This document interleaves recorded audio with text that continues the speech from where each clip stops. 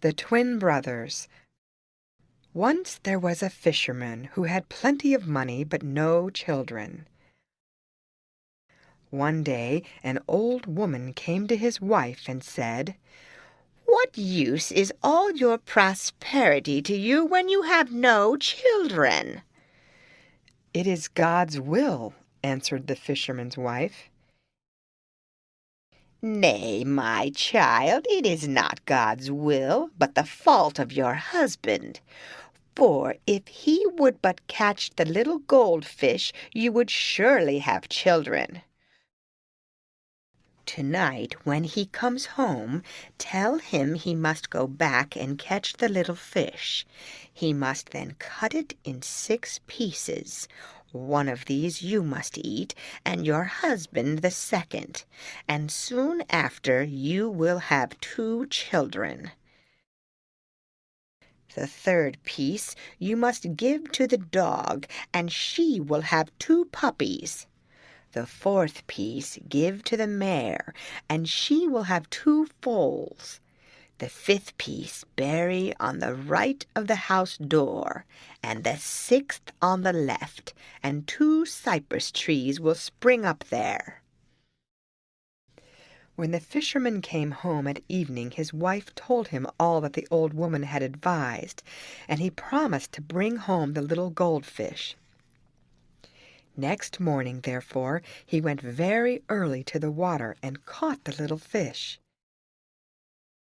Then they did as the old woman had ordered, and in due time the fisherman's wife had 2 sons, so like each other that no one could tell the difference.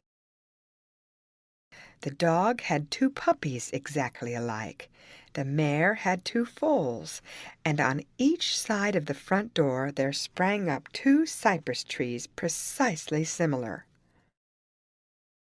When the 2 boys were grown up, they were not content to remain at home, though they had wealth in plenty, but they wished to go out into the world and make a name for themselves. Their father would not allow them both to go at once, as they were the only children he had. He said, "First one shall travel, and when he is come back, then the other may go."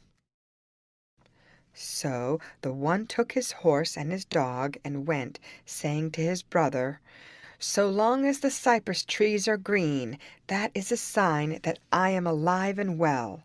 But if one begins to wither, then make haste and come to me." So he went forth into the world. One day he stopped at the house of an old woman, and as at evening he sat before the door, he perceived in front of him a castle standing on a hill. He asked the old woman to whom it belonged, and her answer was, "My son, it is the castle of the fairest in the land."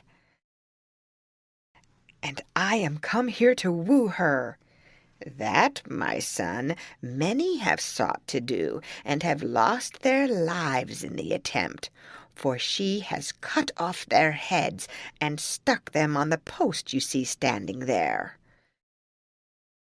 "And the same will she do to me, or else I shall be victor, for tomorrow I go there to court her." Then he took his zither and played upon it so beautifully that no one in all the land had ever heard the like, and the princess herself came to the window to listen. The next morning the fairest in the land sent for the old woman and asked her, "Who is it that lives with you and plays the zither so well?" "It is a stranger, princess, who arrived yesterday evening," answered the old woman. And the princess then commanded that the stranger should be brought to her. When he appeared before the princess, she questioned him about his home and his family, and about this and that, and confessed at length that his zither playing gave her great pleasure, and that she would take him for her husband.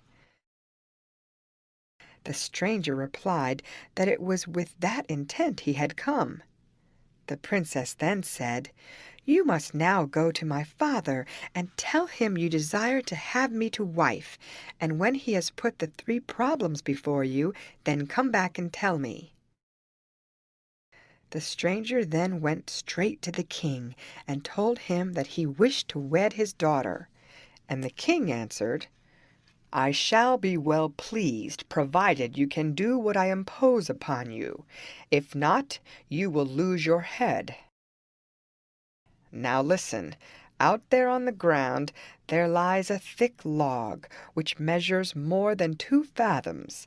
If you can cleave it in two with one stroke of your sword, I will give you my daughter to wife.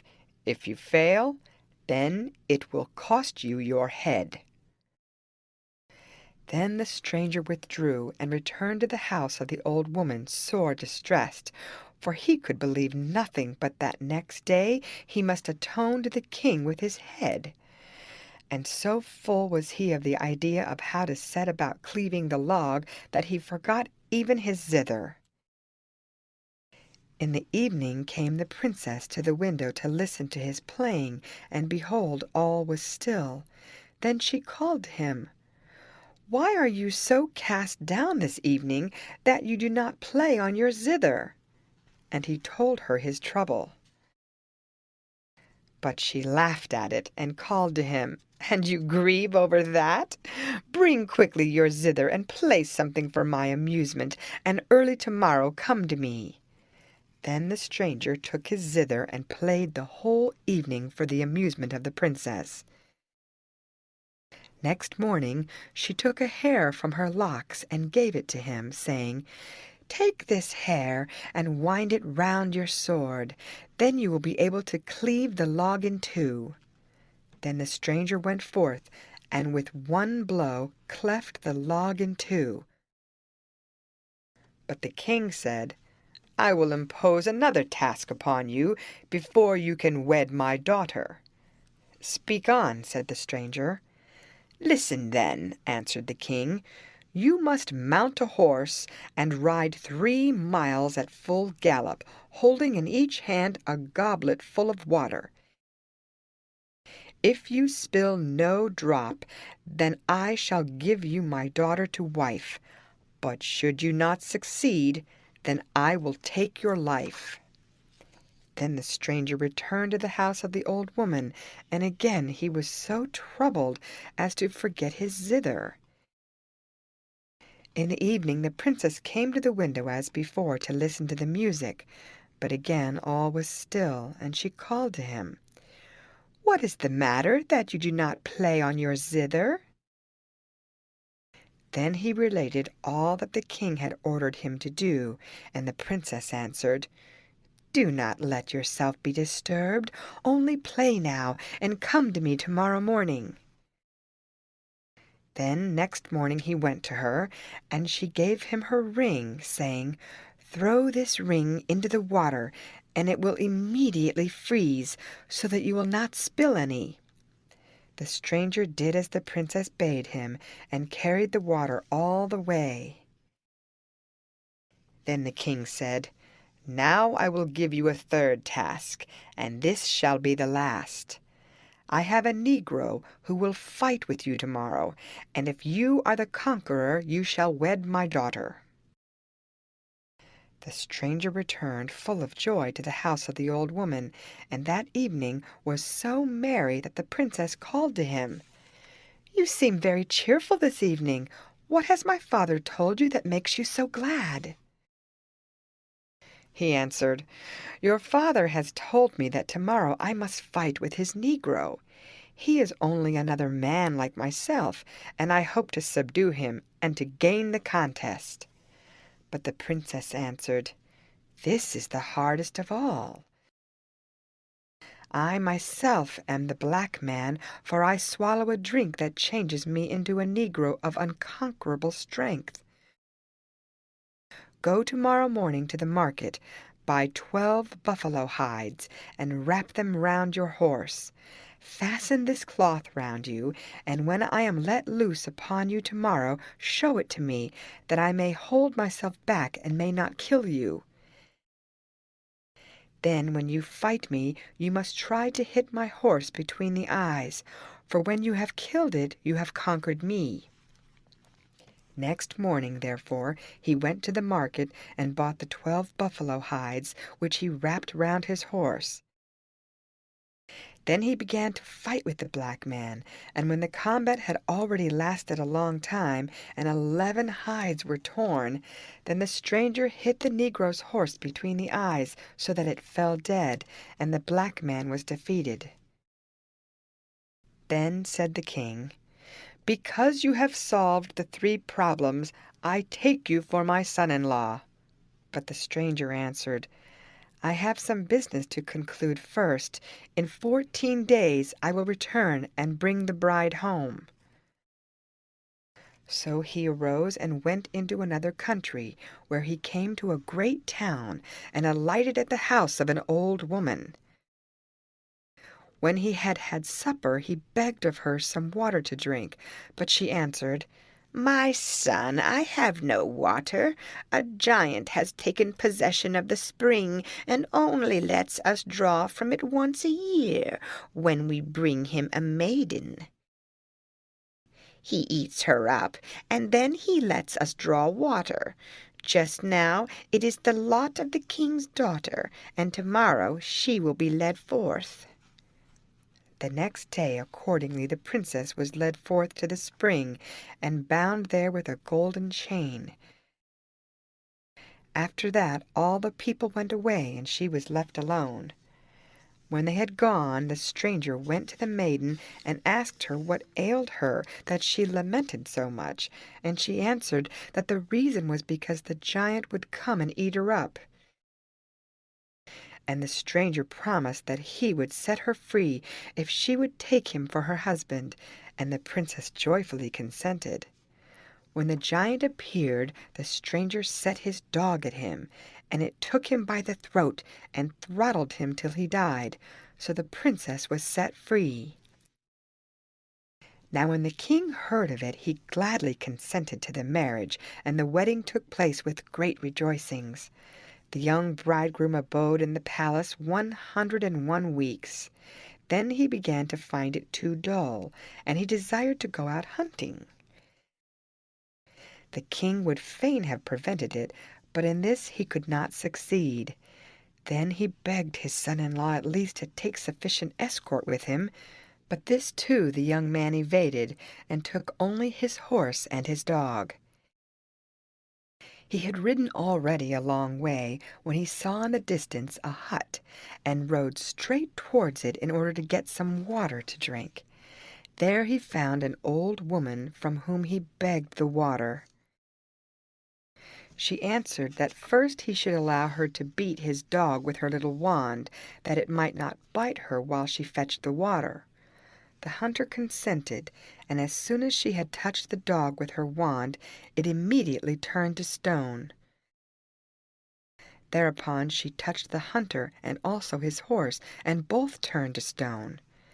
As soon as that had happened, the cypress trees in front of his father's house began to wither, and when the other brother saw this, he immediately set out in search of his twin. He came first to the town where his brother had slain the giant, and there fate led him to the same old woman where his brother had lodged. When she saw him, she took him for his twin brother, and said to him, "Do not take it amiss of me, my son, that I did not come to wish you joy on your marriage with the king's daughter." The stranger perceived what mistake she had made, but only said, "That does not matter, old woman," and rode on, without further speech, to the king's palace, where the king and the princess both took him for his twin brother, and called out, "Why have you tarried so long away? We thought something evil had befallen you." When night came, and he slept with the princess, who still believed him to be her husband, he laid his sword between them, and when morning came he rose early and went out to hunt.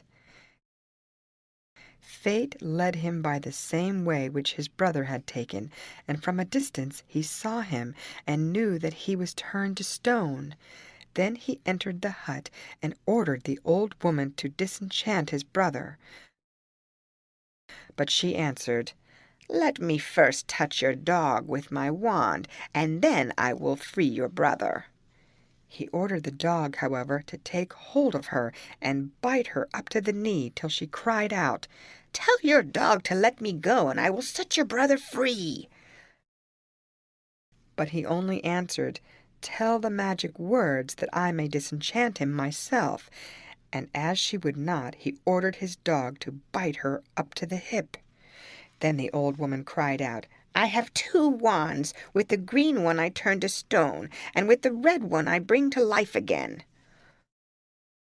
So the hunter took the red wand and disenchanted his brother, also his brother's horse and his dog, and ordered his own dog to eat the old woman up altogether. While the brothers went on their way back to the castle of the king, the one brother related to the other how the cypress tree had all at once dried up and withered, how he had immediately set out in search of his twin, and how he had come to the castle of his father-in-law and had claimed the princess as his wife. But the other brother became furious on hearing this, and smote him over the forehead till he died, and returned alone to the house of his father-in-law. When night came and he was in bed, the princess asked him, "What was the matter with you last night, that you never spoke a word to me?" Then he cried out, "That was not me, but my brother, and I have slain him because he told me by the way that he had claimed you for his wife." "Do you know the place where you slew him?" asked the princess, "and can you find the body?" "I know the place exactly." "Then tomorrow we shall ride thither," said the princess.